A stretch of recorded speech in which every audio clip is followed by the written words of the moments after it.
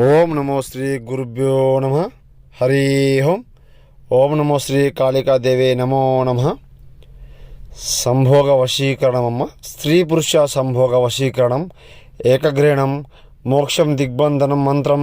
ఏకం పాదహరణం ఏకవచనం సంహరణం యాగమమ్మ. ఇది శ్రీ హోం హరి ఓం క్లీం క్లీం శ్రీ హోం ఏకం పద్మం. శ్రీ హోం ఏకం పద్మం పురుషం ఏకం పద్మం వారణం సంహరణం వారణం ఐకం మత్స్యం పాద మోక్షణం మోక్ష దిగ్బంధన మంత్రం.